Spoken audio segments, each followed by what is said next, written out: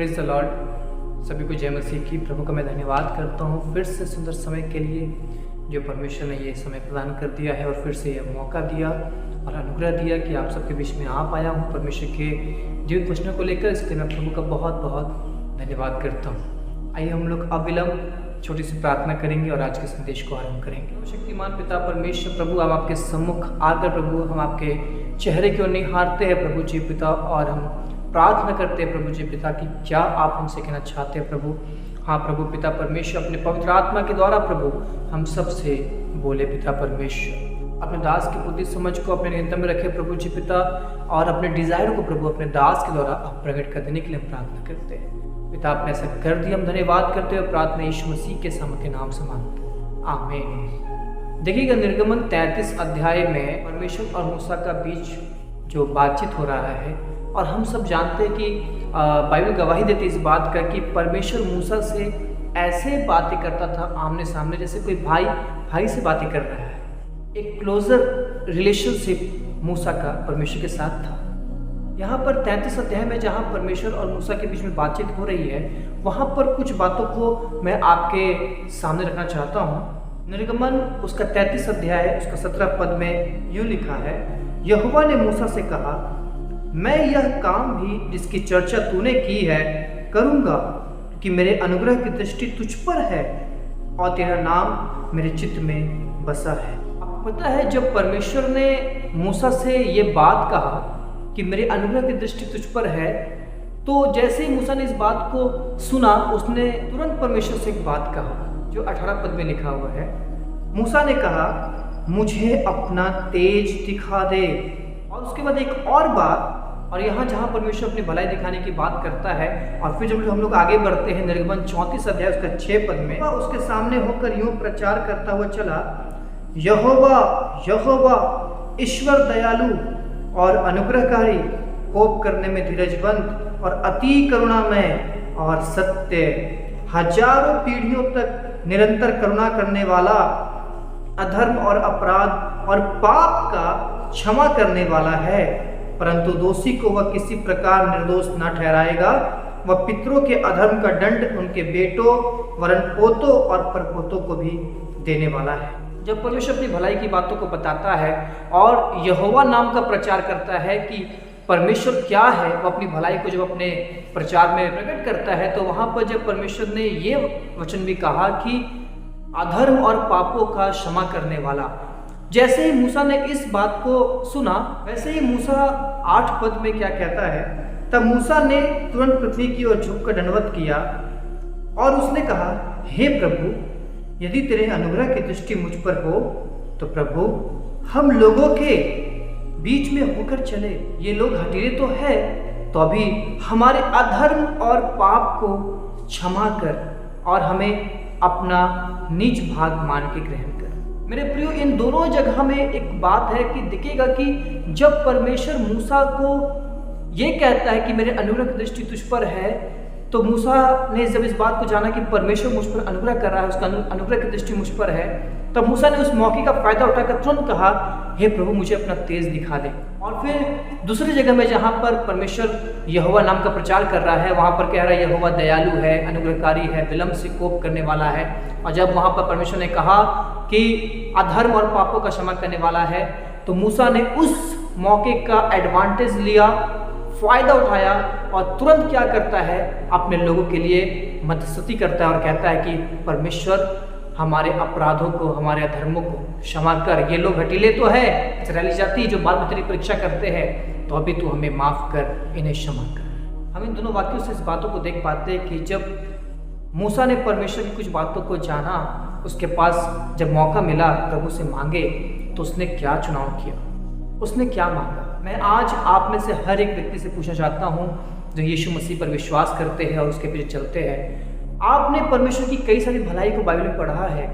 आप सुसमाचार को पढ़ने समय, वचन को पढ़ने समय परमेश्वर की कई सारी प्रतिज्ञाओं को पढ़ते हैं, और परमेश्वर के कई सारे चमत्कारों को आपने देखा, बाइबल में पढ़ा। लेकिन मेरे प्रियो, जब यहोवा नाम का प्रचार परमेश्वर ने किया तो मूसा ने वहां पर अधर्म और पापों को क्षमा करने के लिए परमेश्वर से रिक्वेस्ट की। जब प्रभु ने अनुग्रह कर रहा है इस बातों को प्रकट किया तो मूसा ने कहा अपना तेज दिखा दे। आप और मुझसे परमेश्वर का यह सवाल है कि जब हम परमेश्वर की भलाई की बातों को देखते हैं, जब हम अपने परमेश्वर की पहचान को जानते हैं कि हमारा परमेश्वर ये करने वाला है, वो करने वाला है, तो उन बातों में हम किन बातों का चुनाव करते हैं, उस मौके पर हम किस एडवांटेज को लेते हैं। आपको पता है आज अधिकतर मसीही लोग यीशु मसीह से क्या प्राप्त करने के पीछे लगे हुए हैं। जब उन्होंने देखा कि यीशु मसीह चमत्कार करने वाला है, आज कई सारे लोग सिर्फ चमत्कार की चाहत परमेश्वर से कर रहे हैं। बस चमत्कार हो, हमारे जीवन में बस चमत्कार हो। जब वे देखते हैं कि यीशु मसीह ने आशीष देने की बात करी है तो वे सिर्फ आशीषों के लिए प्रभु के पीछे चलते हैं और वही मांगते रहते हैं, बस उन्हें आशीष चाहिए। कुछ लोग जब इस बातों को देखते हैं कि परमेश्वर ने, यीशु मसीह ने कैसे बड़ी बड़ी चंगाइयाँ की, वे लोग बस चंगाइयों के पीछे पड़े रहते हैं। बस उन्हें चंगाई से मतलब है। सिर्फ चंगाई के समय वो चर्च आएंगे, चंगाई के लिए चर्च आएंगे, चंगाई के लिए प्रभु से प्रार्थना करेंगे। बाकी अपने जीवन के हर समयों में वो अपने दुनियावी बातों में लुप्त रहते हैं, मगन रहते हैं। मेरे प्रियो, आज जब पवित्र शास्त्र के रूप में परमेश्वर का स्वभाव, परमेश्वर की बातें, परमेश्वर के काम हमारे सामने प्रकट है, इतने सारे काम, हम उनमें किन बातों का चुनाव करते हैं। परमेश्वर खुद नहीं चाहता कि वो हमें किसी भी अच्छी चीज़ों से वंचित रखे। उसकी योजनाओं में हमेशा होता है कि वो हमें उत्तम उत्तम पदार्थों से तृप्त करे, और यदि वो ना भी दे तो भी उसकी महिमा हो। लेकिन वो कभी नहीं चाहता कि हम उससे सिर्फ अपनी ज़रूरतों के लिए संबंध रखें, हम उसके वचनों से सिर्फ अपनी ज़रूरत की बातों को ढूंढ कर निकालें। आज कितने सारे मसीही लोग जिनका जीवन मत्ती 7:7 के अनुसार मांगो तो पाओगे में ही अटका हुआ है। सालों साल हो गए लेकिन वे उन्हीं वचनों में अटके हुए हैं। समय तक भी उन्होंने कभी भी इस वचन के पीछे का अर्थ नहीं जाना, इसकी पीछे की गहराई और सच्चाई को नहीं जाना कि परमेश्वर क्या चाहता है, हम क्या मांगे। प्रभु ने कहा निजाति संबंध बकबक ना करना, जरूरतों की बात है, तुम्हारा पिता तुम्हारे मांगने से पहले जानता है कि तुम्हारी क्या क्या आवश्यकताएं हैं। प्रभु के आश्चर्य कर्म बाइबल में दर्ज है, परमेश्वर की प्रतिज्ञाएं बाइबल में दर्ज है, परमेश्वर के अद्भुत काम बाइबल में दर्ज है, परमेश्वर का स्वभाव बाइबल में दर्ज है, परमेश्वर का प्रेम भी बाइबल में दर्ज है। आप और हम क्या चुनाव कर रहे हैं?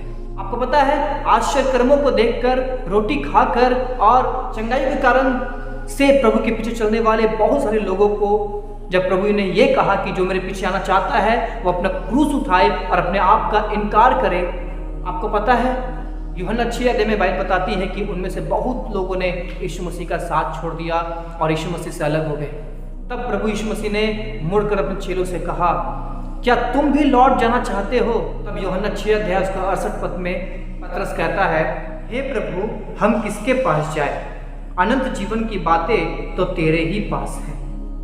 बाइबल हमें यह भी तो बताती है कि यीशु मसीह ने हमारे लिए अनंत काल का जीवन तैयार किया है और वो ये चाहता है कि जहां वो है वहां हम भी रहें। उसने हमारे लिए कहां पर जगह तैयार की है, इस दुनिया में या स्वर्ग पर? और जहां उसने जगह हमारे लिए तैयार की है वो चाहता है जहां वो है वहां हम भी रहें। अनंत जीवन भी तो इस पवित्र शास्त्र में दर्ज है। कितने लोग हैं जो इसके लिए प्रभु के पीछे चल रहे हैं, लेकिन मैं आपको इससे और थोड़ा सा आगे लेके जाना चाहता हूँ। जब यीशु मसीह क्रूस पर थे तो वहां पर ये अनंत जीवन की बात करने वाला पतरस भी नहीं था। मैं पतरस को कम और किसी और चेलों को अधिक नहीं कर रहा हूँ, मैं यहाँ पक्षपात नहीं कर रहा हूँ, लेकिन मैं घटनाओं से उदाहरणों को दे रहा हूँ।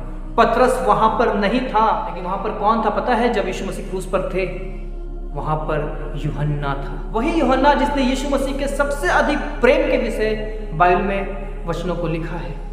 उसका प्रेम भी तो दर्ज है पवित्र शास्त्र में। कितने लोग हैं जो उसके प्रेम के लिए उसके पीछे चल रहे हैं? आपको पता है पतरस ने तो ये कहा कि अनंत जीवन की बातें तेरे पास है। अनंत जीवन के लिए जरूर पतरस यीशु मसीह के पीछे था, लेकिन आपको पता है यूहन्ना की जब बात मैं करता हूँ जो प्रेम के लिए प्रभु के पीछे था, यदि कोई व्यक्ति यीशु से प्रेम करेगा वो पतरस से बढ़कर बातें कहेगा। वो ये नहीं कहेगा अनंत जीवन के लिए मैं तेरे पीछे हूँ, वो ये कहेगा यीशु यदि अनंत जीवन में आप नहीं है तो मुझे अनंत जीवन भी नहीं चाहिए। जहां पर आप है मुझे वहीं पर रहना है, कि जहां पर आप है मेरे लिए अनंत जीवन वहीं पर है। आपको पता है यदि कोई यीशु मसीह से सच्चा प्यार करता है और उसे ये कहा जाए कि यीशु मसीह स्वर्ग में नहीं है, क्या तुम स्वर्ग जाना चाहोगे? उसका जवाब होगा नहीं। इसका एक उदाहरण हम लोग बाइबल में देखते हैं।